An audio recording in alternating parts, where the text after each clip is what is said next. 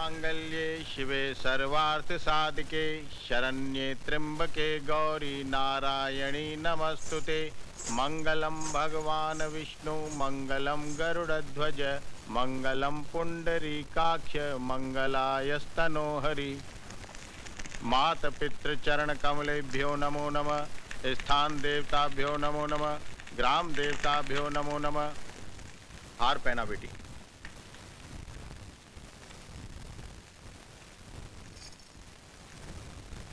अपनी पत्नी की मांग भरो।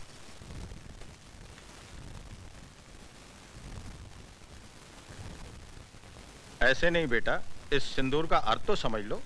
तुमने एक बार अपनी पत्नी की मांग में सिंदूर भर दिया तो तुम्हारे जीते जी ये सिंदूर कभी नहीं मिटेगा। इसका मतलब ये सिर्फ सिंदूर नहीं, इस बात की गवाही है कि तुम जिंदा हो और सही सलामत।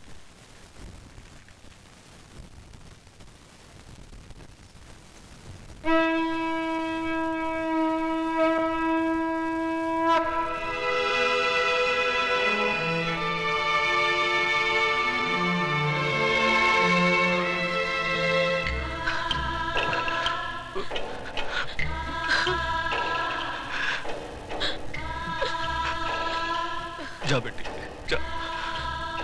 मैं वाहिगुरु से झोली फैला के तेरी खुशियों की भीख मांग लूंगा।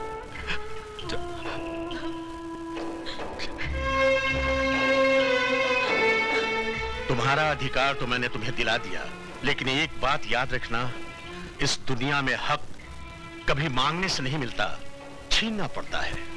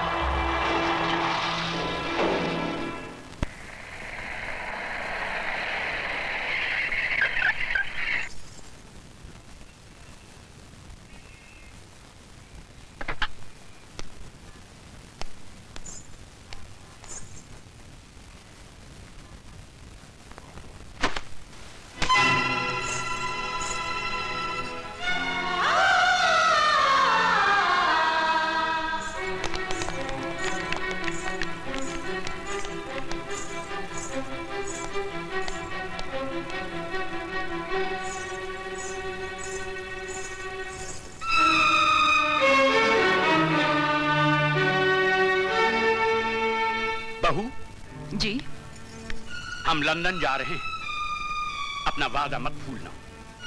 हमारे आने से पहले ये कूड़ेदान का कचरा इस घर से बहुत दूर होना चाहिए। आप फिक्र मत कीजिए बाबूजी, ऐसा ही होगा।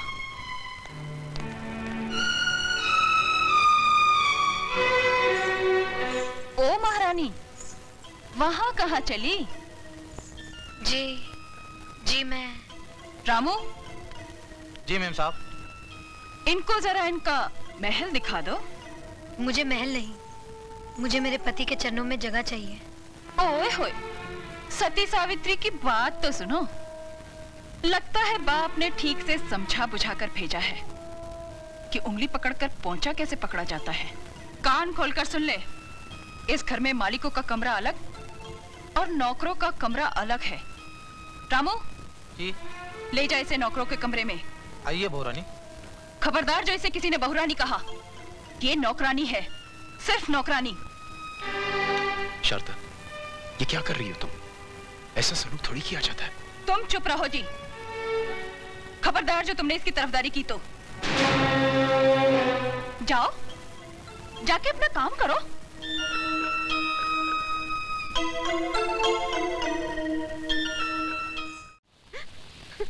रोना बंद करो मिच्छबाना आदमी, वरना तुम्हारे आंसू में पूरा हिंदुस्तान डूब जाएगा। भैया। अरे मैं मजाक नहीं कर रहा हूँ। बाहर देखो, तुम्हारे साथ साथ इंद्रदेव की अप्सराएं भी आंसू बहा रही। मालकिन। मुझे पुकारा भाई। मालकिन।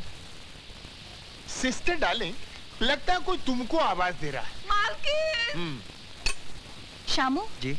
जरा देखो कौन मरा जा रहा है। जी मालकिन।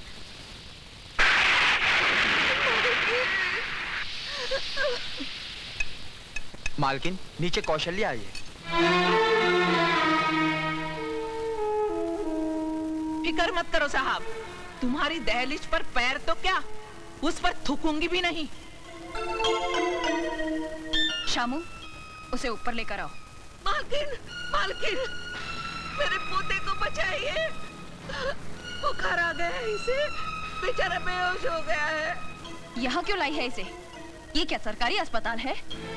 मालकिन, इसे अस्पताल दाखिल करना है, मुझे 500 रुपए दे दीजिए, इसकी जान बच जाएगी। क्या समझ कर आई है यहाँ? सरकारी खजाना पड़ा है? मालकिन, हमारे माँ बाप तो आप ही हैं, आपका दरवाजा नहीं खटखटाएंगे तो और कहाँ जाएंगे? क्यों? इतनी जल्दी भूल गई? तूने ही तो कहा था कि आपके दरवाजे पर कभी थूकने भी नहीं आऊंगी। भूल हो गई थी मालकिन। हर भूल की सजा है। मैं तेरे इस बच्चे की जान बचा लूंगी अगर तू मेरी चौखट पर थूक कर चाटेगी तो।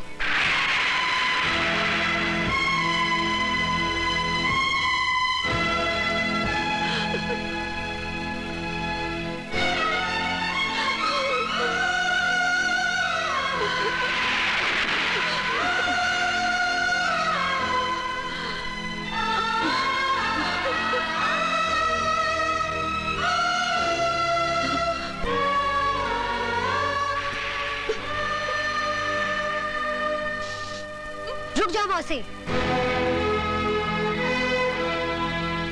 उठो मौसी। ये हवेली और ये चौखट बड़ी बहू दहेज में लेकर नहीं आई थी। इस पर जितना हक बड़ी बहू का है उतना ही छोटी बहू का है। शारदा देवी, तिजोरी की चाबी लाओ।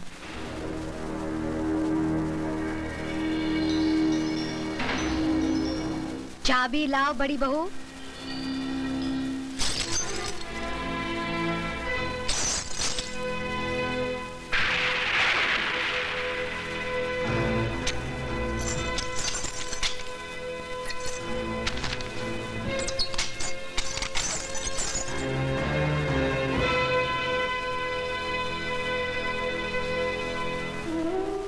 ये लो मौसी।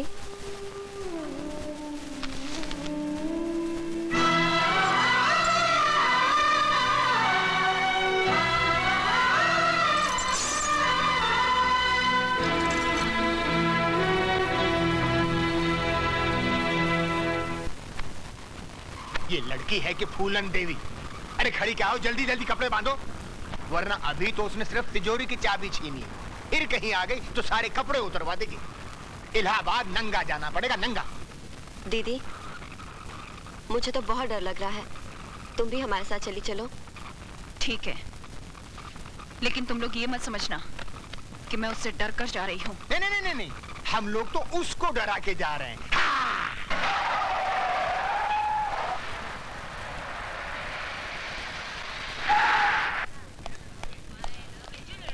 भाभी, ये अचानक क्या हो गया? कहाँ जा रहे हैं आप लोग? मिस्टर राज, तुम्हारी भाभी अपनी मर्जी से नहीं जा रही, उनको घर से बाहर निकाला गया है। मैं कुछ समझा नहीं। रहने दो देवर जी। अगर माला को अपने घर की बहू बनाना ही था तो इतना सब ढकोसला क्यों किया? सीधे सीधे मुझसे कह देते, मैं खुशी से तिजोरी की चाबी उसके हाथ पे रख देती। आपकी मिसेज माला ने चाबी का गुच्छा छीना और हमको बेइज्जत करके घर से बाहर निकाल दिया।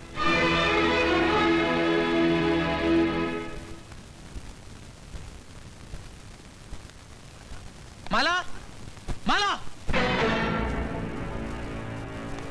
बदतमीज, क्या समझती है अपने आप को? हाँ?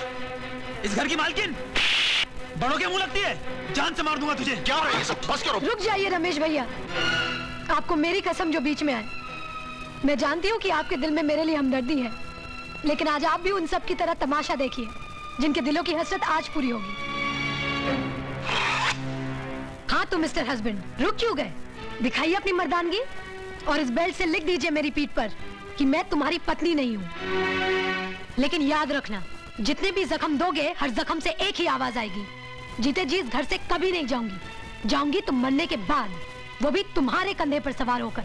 तुम्हारी ये हसरत मैं अभी पूरी करता हूँ।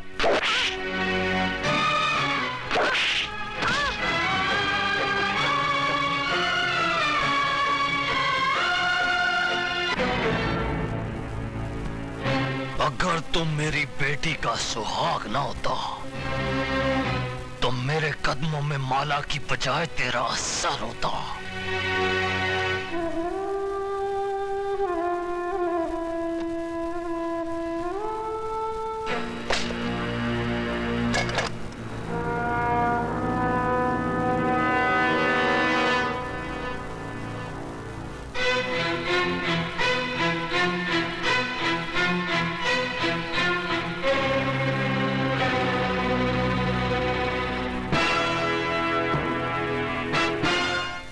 गोली, अगर तेरी मां ने दूध पिलाया है तो चला गोली, चला गोली। मामा जी आप? मर गया तेरा मामा। मामा जी अगर डैडी को पता चला कि आपने मुझ पे हाथ उठाया है तो क्या कर लेगा तेरा बाप? नौकरी से निकाल देगा ना? निकाल दे नौकरी से। मामा जी आप अपनी औकात भूल रहे हैं। औकात मैं अपनी नहीं भूल रहा हूं, रिजर्व बैंक की औलाद। औकात तू अपनी भूल रहा है, तू। मामा तुम सठिया गए हो। मैं अभी डैडी को फोन करता हूं, वो तुम्हारी ऐसी खबर लेंगे। अरे तेरे बाप में अगर दम होता तो पीठ दिखाकर लंदन नहीं भागता। वो जानता था कि वो हार गया है। वो अपनी दौलत से हिंदुस्तान के कानून को नहीं खरीद पाया, इसलिए सर पर पैर रखकर यहां से रफू चक्कर हो गया। बहुत हो गया मामा जी। अगर अब आप 1 मिनट में इस हवेली से दफा नहीं हुए तो पुलिस को बुलाकर यहाँ से धक्के मारकर निकलवा दूंगी। तो फिर देर किस बात की है बहू? बुलाओ पुलिस को, बुलाओ। हम भी देखते हैं कि कौन इस हवेली के बाहर जाता है और कौन जेल के अंदर। ये जख्म देखते ही तुम्हारे हाथ में ये जो सोने के कड़े हैं ना, ये लोहे के कड़े हो जाएंगे। बाला की तरफ से गवाही मैं दूंगा कि हमारी बड़ी बहू ने अपनी छोटी बहन का टाका फिट करने के लिए अपने भाई के साथ मिलकर साजिश की और आज को उकसाया कि वो माला को अपनी जिंदगी से उठाकर बाहर फेंक दे। माय डियर सिस्टर, मैं इलाहाबाद चलता हूँ, बाबूजी वहाँ अकेले हैं। भैया मैं भी तुम्हारे साथ चलती हूँ। हाँ बेटर बेटर। देखा राज, जब जहाज डूबने लगता है तो सबसे पहले उसे चूहे छोड़कर भागते हैं। अरे पगले, इतनी प्यारी गुड़िया तेरी जिंदगी बनकर आई और तू इससे ठोकर मार रहा है। आओ बेटी। राज, जिस इंसान के तुझे पैर छूने चाहिए तूने उनका अपमान किया है। चल बेटे माफी मांग, पैर छू और एक नई जिंदगी शुरू कर।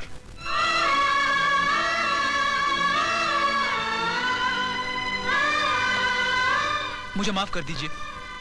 ऐसा अनर्थ मत कर बेटा, मैंने तो कन्यादान किया है। तू मेरे पैर छुएगा तो मैं तो सीधा ही नरक में चला जाऊंगा। देखा बेटे, इसे कहते हैं महान आत्मा। तूने इनकी बेटी पर इतने जुल्म ढाए और इन्होंने तुझे एक पल में माफ कर दिया।